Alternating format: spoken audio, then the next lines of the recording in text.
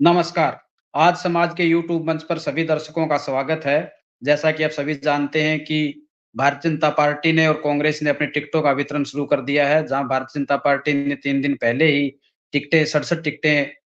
दे दी थी उम्मीदवारों को, वहीं कांग्रेस ने कल देर रात को टिकटें पहले 30 जारी की, उसके बाद 1 टिकट बाद में जारी की गई।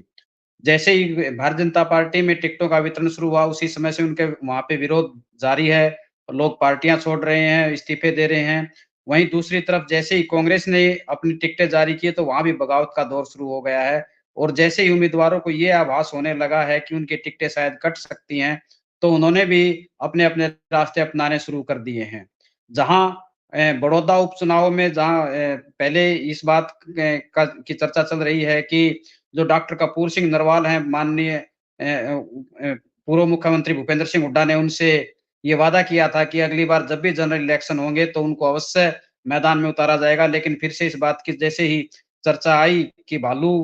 को दोबारा टिकट दी जाएगी और जब टिकटों का अनाउंसमेंट हुआ तो सिटिंग एमएलए के तहत जो है कि भालू को वहाँ से दोबारा जो सिटिंग एमएलए थे वहाँ पे बलराज भालू, उनको टिकट दी गई। तो उसी समय से जो डॉक्टर कपूर सिंह नरवाल थे, उन्होंने भी अब ये कहना शुरू कर दिया है कि उनके साथ वादा-खिलाफ़ी हुई है और वो अब निर्दलीय चुनाव मैदान में उतरेंगे और भूपेंद्र सिंह हुड्डा को इस बात का एहसास करवाएँगे कि उनके साथ जो भी हुआ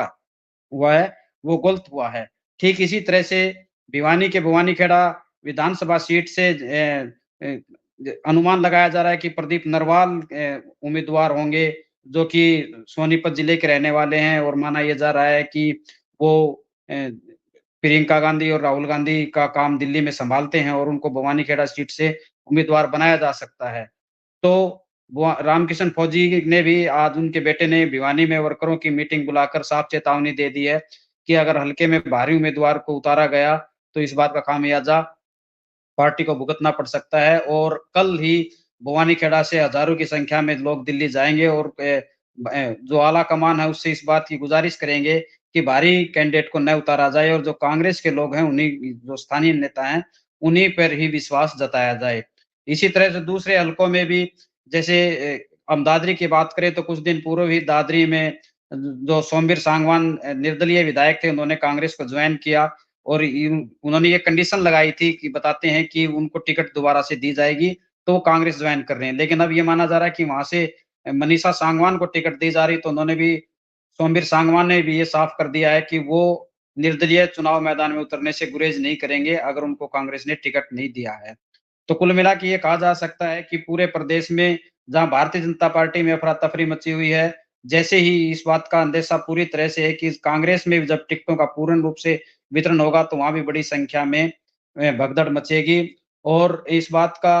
इंतज़ार जो सबसे बड़ी बात ये है कि जो कर रहे हैं, वो इनेलो के नेता अभय चौटाला कर रहे हैं। उनको इस बात का पता है कि कांग्रेस में 1 और 2 नंबर के जो भी उम्मीदवार इस समय हैं, वो एक बड़ी मजबूत स्थिति में है और वो कहीं न कहीं जो भी रुष्ट होके दूसरी पार्टियों की ओर रुख करेंगे, उनको वो कैच करने में किसी भी तरह की गुरेज नहीं करेंगे और जिस तरह से पिछली बार हम ये माने कि जेजेपी ने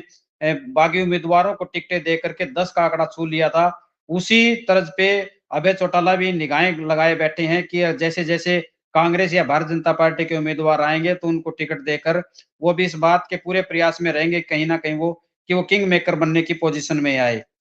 अभी बात जेजेपी ने भी अपनी कुछ टिकटें अभी जारी की हैं, लेकिन अभी उन्होंने बहुत से जो उम्मीदवार हैं, उनकी घोषणा कई सीटों पर नहीं की है। तो उनका भी यही कयास है कि किसी तरह से जब अगर उनकी टिकटों की किसी को ज़रूरत होगी, तो वो भी इस बात के प्रयास में हैं कि और अब बताते हैं कि दुष्यंत चौटाला ने तो कुछ लोगों से संपर्क भी किया है कि अगर कांग्रेस या भारतीय जनता पार्टी से बची हुई सीटों पर आपको टिकट नहीं मिल रही है, तो आप अगर आएँ तो उनका वो स्वागत करेंगे। बहरहाल इस बात की बड़ी लोगों में बेसब्री से इंतज़ार है कि किस कांग्रेस कब टिकटें बाँटे बाँटे और उनके उम्मीदवार मैदान में आएँगे, ताकि ये देखा जा सके कि किस किस पार्टी के कौन-कौन से उम्मीदवार मैदान में आ गए हैं और मुकाबला किस पैमाने पर लोग देखेंगे कि किस पैमाने पर खरा उतर रहा है। कुल मिला के ये कहा जा सकता है कि टिकटों के बँटवारे से पहले ही दोनों पार्टियों में बुरी तरह से भगदड़ मची हुई है और कौन कहाँ जाता है इस बात का पता तो समय आने पर ही पता लगेगा। लेकिन इतना तय है कि कांग्रेस जैसे ही टिकटों का वितरण करेगी तो ये निश्चित है कि उनके नेता दूसरी पार्टियों की राह अवश्य देखेंगे। अब सभी इस बात का इंतज़ार करें कि किस पार्टी में किस उम्मीदवार को टिकट नहीं मिलती है और वो किस पार्टी का दामन थामता है। नमस्कार।